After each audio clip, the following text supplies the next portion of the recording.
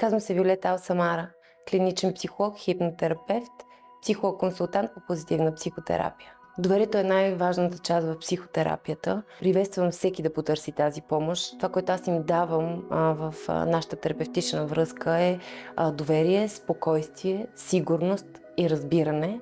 Първата крачка е да осъзнаем, че имаме някакъв проблем, да разберем, че нещо се случва с нас и ние не се чувстваме добре и искаме да го променим. И най-голямата и важна крачка е когато потърсим психологичната помощ и стъпим в кабинета. Най-честите проблеми, с които идват хората при мен, са хора, които страдат от тревожност, паник атаки, депресия, преминават през тежко заболяване онкологично. Услугите, които предлагам, са клинична психология, позитивна психотерапия, хипнотерапия, регресия, работа с детските травми. Най-добра се чувствам в клиничната психология, личностновото израстване, хипнотерапия и регресия. Консултациите с мен са наживо в кабинета ми и онлайн. Мотото, което седи зад холистичен център Алсамара Body and Mind, е среща между изтока и запада.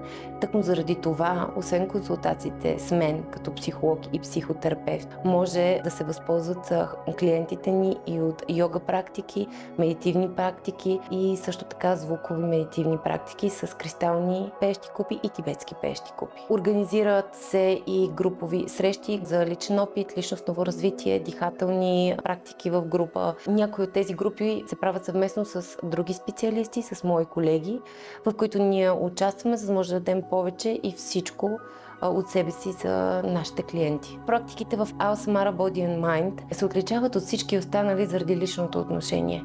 Тук се намираме в малка група, в която всеки един от инструкторите, който преподава йога, може да обърне лично, индивидуално внимание на всеки отделен човек, включително и аз. Една от йога практиките е с релаксация хипноза, другата е с релаксация тибетска купа, което включва всъщност йога и релаксация. Това е различното при нас. Йога е стара философия за духа, ума и тялото. Древните индийци са били интелигентни и добре свързани с себе си. Затова йога помага много на днешния съвременен човек в това да бъде по-спокоен, да овладее тревожността си, да разбере себе си, да чуе мислите си, да усети тялото си. Ако имате проблем, с който не може да се справите сами и сте готови да потърсите помощ, може да ми се доверите.